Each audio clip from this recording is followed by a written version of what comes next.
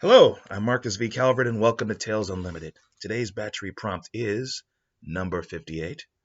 A group of aliens meet up to discuss the present and future of the human race, which they so easily control through social media. Oh, great. Wake up to this. Should have stayed in bed. All right. Staying in prompt. Let's say I said aliens, but I didn't say the same race of aliens now, did I? Haha. It's an association of planets. I'm staying away from Star Trek after this reference. Yeah. But let's say you have different aliens with different mindsets, benign, warlike, um,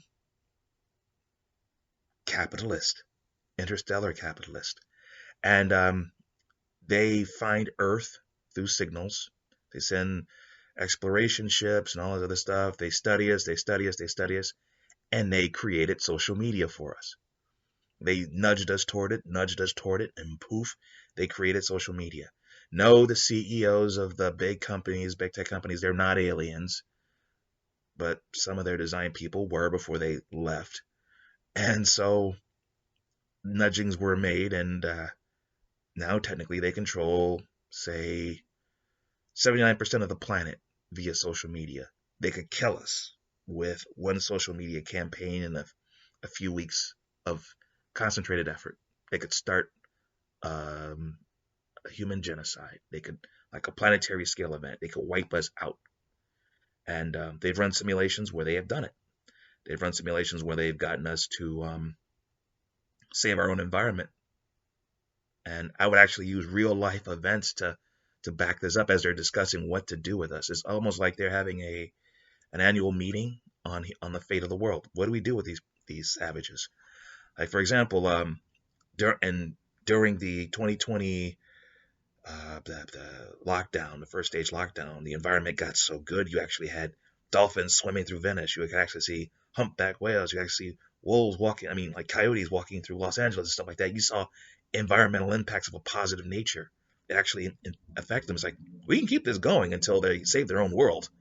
I mean, cleaning their own oceans, all it takes is a few gadgets. I mean, we can give them a few patents, and we could save their world. One of them, more benign racist, says, yeah, we could do that. And another one that's just based solely on greed. It's like, no, I like them very much the way they are. Greed, greed, greed. Gimme, gimme, gimme. I love this race. Come on, let's make some treaties with them. I can't wait till we can swindle these bastards out of everything. Oh my God, it would be so easy. And then you have warlike race going. I just I like.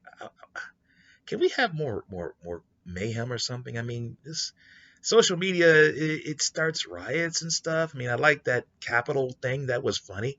But I mean, can we seriously, like, maybe do a proper war with it? Like, really a true war? And that's kind of a minority opinion, by the way. But you actually have a sort of quiet satire on social media. Like, we control them. We control their kids. We control their teenagers. We control their adults. We're even starting to get to the grandparents. Haha, forcing them to become more and more reliant.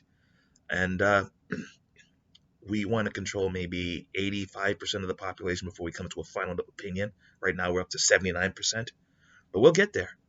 We'll get there. And one of the original designers of this scheme, one of the masterminds, happens to be in this room in this meeting, which is on Earth. And he's like, dude, just you can take 100% control, and you'll never be able to make a solid decision on what to do with these savages. Just whatever you do, just promise me one thing. Like, they'll turn to him because he is the wise one. He's rarely wrong. It's like, okay, what would you suggest? Don't let them off this rock. The Kardashians? Seriously? I mean, pick something in social media and just go, the Tide Pod challenge? Seriously? Ugh. Don't let them anywhere near us. Because the social media thing can go both ways. It doesn't exist anywhere else in the galaxy, and there are certain planets, I won't name names, who are just as susceptible. Keep those savages over there. Like roaches in a corner, like a spider in a corner. You throw shoes at it, or just neglect it, or just cage it up, wall it away. Avoid that planet. That's my advice. This planet right here, avoid it. Unless you want coffee, don't come here. Something ridiculously satirical about the human condition. And there's so many different ways you could spit it out, I suppose. Um, but how else could you write this? Instead of aliens, it could be time travelers. It could be hyper geniuses.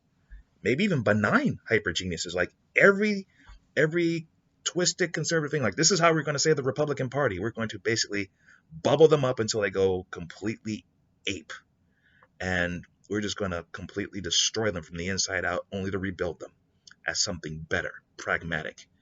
And one of them is just snickering in the background, like, it'll never work, man. It's like, trust us, we got them this far, right?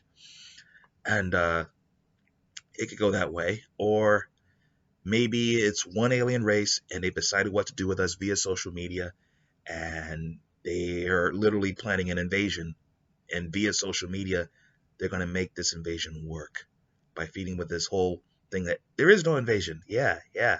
And they're actually fairly confident that it's going to work. Or you could have this from the perspective of a human survivor of the first wave of invasion forces landing, basically recounting hatefully how social media cost humanity its edge, its ability to critically fight back, how they used it to basically cheat.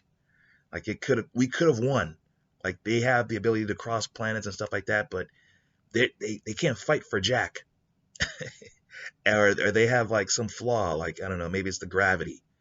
Like compared to them, we're heavy G fighters on our world. I mean, or on their world, who knows? But something, we have an edge over them, and they took it away by taking away our ability to just critically think and fight back. They were scared of us. That's why they did social media. That's why they created it. It's a better, yeah, I'd make that happen. But to make it realistic, though, it would have to be a superhuman world. Like they have to be superhumans, and that's what scares them. So they do a social media campaign, make us turn on our own, like the mutants and X-Men, and we round up all our superhumans and put them in camps and kill them off. Then they invade us. That's what I'd do if I went off prompt. What would you do? Yeah. Kill Superman, kill Wonder Woman, kill the Hulk, kill Thor, kill Captain America, kill them all. Traitors! You can make that happen in social media, and it's not that hard, is it? Okay, I'm Marcus B. Calvert, and this is Tales Unlimited. Please check out talesunlimited.net. That's where the podcasts are, 2 of them. And they go out every day. There's the Batchery Daily Prompt and the Disturbing Thought of the Day. Check them out. Also, there are links which will take you to the books on Amazon. They're available in print and ebook. One is called Batchery. Basically, you have 200 writing prompts, a little wisdom on writing, and it's meant for anyone wanting to write their first novel in a way that will get them over the finish line. But they have to follow the system through and through. But if they do, they'll be able to sell books, get into the business, and make money before they actually finish that first novel. It's also good for writers of any level. So if you never want to write a novel, but you're just an evil GM looking for ideas, there's Batchery. It's good for game designers, screenwriters, comic book designers, novelists, anybody looking for a strange idea. And yes, the novelist is like, oh, I've written 20 books. I don't need this. Maybe it could come in handy because one prompt could spin off 7 novels. You're that good. Maybe you just need the right spark. And then there are the anthologies, 2 of them. Unheroic, Book of Schemes. Both of them have a Twilight Zone vibe to them. New school, though. And 25 stories to each book in the series. The themes are, Unheroic would be like unlikely heroes saving the day, like the CIA has this mission they kind of half-heartedly want to see tried, but they want it to fail. So they pair up a drunk and a black ops soldier type who's a little bit crazy, and they slap them together and just let them go to fail. And as it turns out, the drunk, when he's drunk, he's actually a good planner. And the black ops guy, he is very crazy, but he's also very good. And they become one of the most effective teams they've ever seen. It's like the perfect pairing until someone in Congress warns them that they're going to have hearings on some of their more messier ops. Now they got to do away with them. How does that turn out? That's an unlikely hero saving the day because now the one you really expect to save the day, but they're just too good. Or Ambitions. Book of Schemes is about schemes, all kinds of schemes. Like, what if you're a black Tony Stark, but you don't run your corporation? You just make armors, designs for a corporation. You're one of their top designers. You're in love. You're married. You have a kid on the way, and it turns out that your wife is a corporate spy from a rival firm. And you're only figuring this out when she kicks the living crap out of you, puts a knife in you, and starts to steal your research. Just as you're about to tell her that you're going to quit to spend more time with her and save your marriage. And you're having this heart to heart as you're bleeding out on the floor and as she's screwing on a silencer to her Ruger. And oh, how things go from there. And then there's the novel series, I, Villain. What is that? Sin City with superpowers was my inspiration. Take a floating island city called Pillar City, make it the superhuman crime capital of the world with such great spin control that no one knows it outside unless you're a crook. I mean, this is a place where Afghan warlords send their kids to learn proper crime. Heroes stay away from it because they know, but it's also rated one of the safest cities in the country. And in this place is Benjamin Clyde, gentleman fixer, dude in a suit. And you give him enough money and a reason, a target, good or bad, he'll make someone's wish come true. Whether it's to kill somebody, save somebody, steal something, start an ethnic cleansing, he's the guy. His secret is the choice of hires that he basically makes. He hires elite level operatives, a lot of them with superpowers, and they do whatever needs to be done, no questions asked. Until one night, he's forced to give it all up. He has to fire his people, give up his billions in personal wealth, and fight crime in this town, the crime capital of the world, superhuman crime capital of the world. And his life expectancy is. And here's the thing, he thrives. Not only does he thrive, he starts a new business because, well, he has a past, he has powers, he's a dangerous guy. And when he saves the world on his own, just through dumb luck and happenstance, he's like, there's a market here. What if we come together, me and a bunch of like-minded, dangerous bastards, what if we come together, take out the worst villains and steal their stuff? We take a serious bite out of crime and we get rich doing it. We call it I, Villain.